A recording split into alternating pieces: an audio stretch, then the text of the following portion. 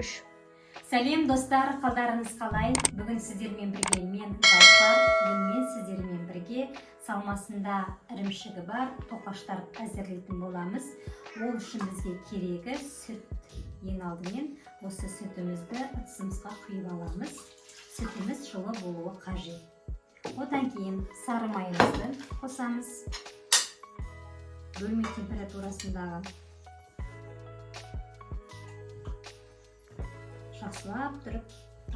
жақсылап тұрып араластырып аласыздар.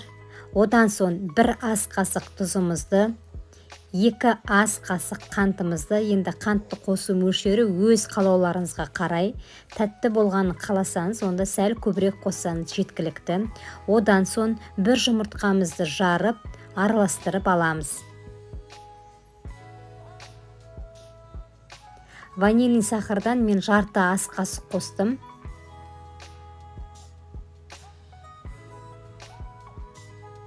1 ас қасық дрожжымызды, аштығымызды қосып, 1 келкі ғып араластырып алдым. Одан соң ұнымызды бөліп жұмсақ қылып, қамырымызға салмақ түсірмей илеп алуымыз қажет.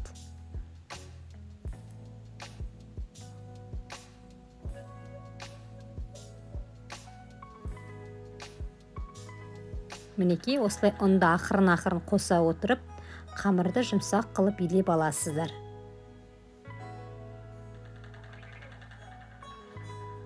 Міне, қамырымыз дайын болды. Енді осыны ыдысымызға салып, жарты сағаттай күтесіздер. Бетін жауып, жылы жерге қоямыз. Енді салмасына 400 грамм творогымызге 2 ас қасық қаймағымызды, 1 жұмыртқамызды салып, 1 келкі масса дайындап аламыз. Сосын міндетті түрде қалауларыңызға қарай қант қосасыздар. Енді қамыры дайын болды. Мінекей, осындай жіп-жұмсақ қамырымыз көтеріліп шықты. Енді осыны бірдей бөліктерге бөліп аласыздар. Дәл видеодағыдай.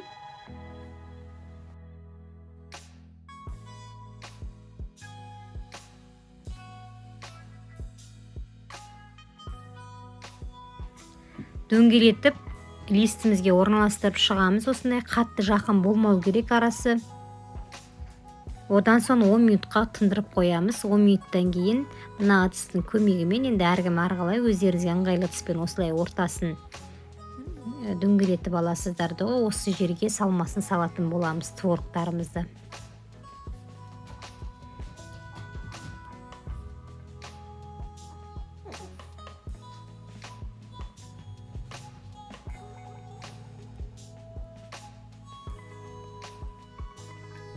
Әсемдік ретінде мен бетіне сухофруктиларды төрпіштеп кішкентайлап турадында бетіне қойдым. Бұл өз қалауларыңызға қарай қоссаңыздар да болады.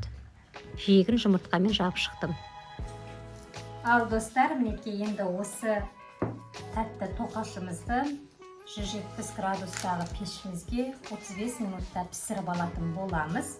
Енді пешіңіздің қызуына қарай өздеріңіз жобалап қоятын боласыздар. Осымен ватрушкиіміз, яғни творог салынған тәтті тоқашымыз дайын болды. Ас болсын, каналыма тіркелуді ұмытпаңыздар.